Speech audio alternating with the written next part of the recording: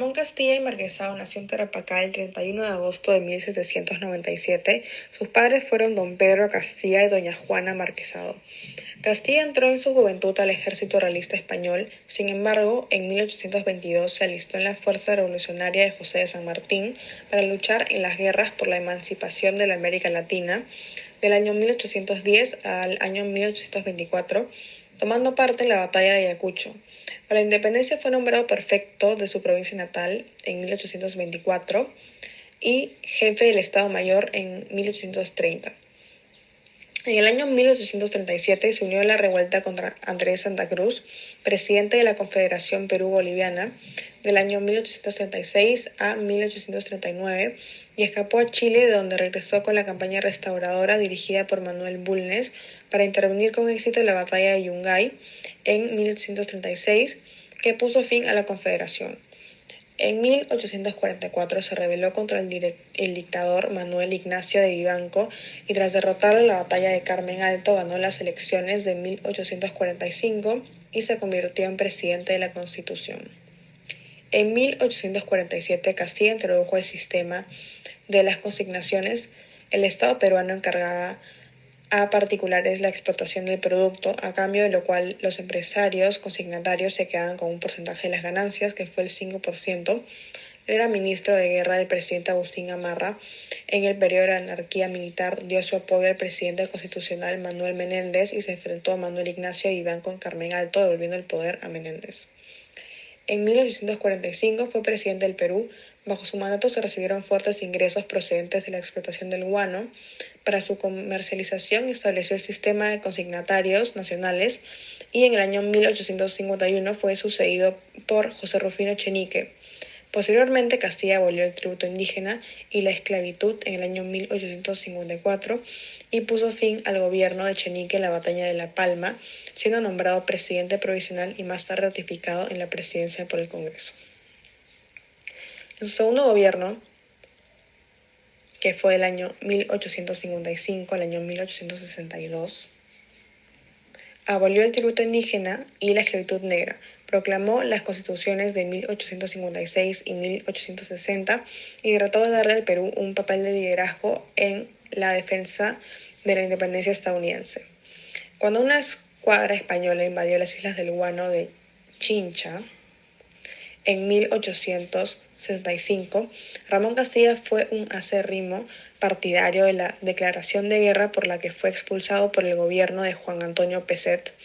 Tras su regreso al Perú, preparó una rebelión contra el autoritario presidente Mariano Ignacio Prado, pero su muerte le sorprendió el 30 de mayo de 1867 en el desierto de Tiliviche, cerca de Tarapacá. Bienvenidos al juicio entre el representante del señor Ramón Castilla, que se encuentra acusado por José Rufino Echenique. La señorita Mariana Mejía estará representando a Echenique y el señor David Jiménez a Ramón Castilla. Señorita Mejía, presente su caso del por qué y de qué acusa a Ramón Castilla. Su señoría, estoy aquí para demostrar y defender el hecho que Ramón Castilla no merece ser considerado un héroe nacional. Muy bien, ahora que el representante de Castilla dé su defensa.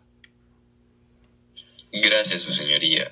Yo estoy para no solo defender a mi cliente de estas acusaciones, sino también para dejar en claro que Ramón Castilla merece ser tratado y recordado en los tiempos como héroe y un ejemplo a seguir de todo peruano.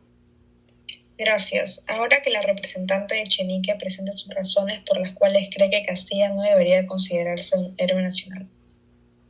El primer punto que quiero tocar es que Ramón Castilla le quitó completamente el poder a mi cliente.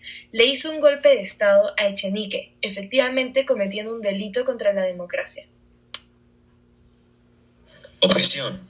Para empezar, el poder que se le otorgó a Echenique fue casi completamente gracias a Ramón Castilla, quien apoyó su subida a la presidencia. Echenique fue quien cometió el acto de corrupción con la consolidación. Fue un intento descarado que hubiese dejado al país en la ruina si no fuera por la intervención del señor Castilla. La solución al problema de la consolidación no era hacer un golpe de Estado. Se podría haber llevado a cabo una regulación de los impuestos sin tener que cometer este delito. El problema que señala era un desperdicio total de los ingresos que el Perú recibía. no es un tema que se puede conversar levemente. El señor Echenique no tenía ninguna intención de dejar los impuestos falsos. La acción de Castilla fue necesaria para preservar el país. El nacionalismo del país estaba por caer en la ruina. Usted reclama que el señor Castilla es el símbolo del Perú, el héroe nacionalista. Sin embargo, ignora su pasado como soldado realista, sirviente y leal al virrey y a la corona.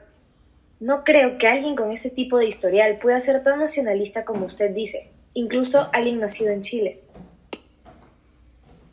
El punto que está intentando hacer se debería considerar inválido. Castilla se desarrolló en el Perú, supo apreciar el país y lo que representaba como el resto de los peruanos. No por haber sido un miembro del ejército realista, se consideraría imposible su posición de ver prosperar al país, y lo mismo aplica con sus orígenes chilenos.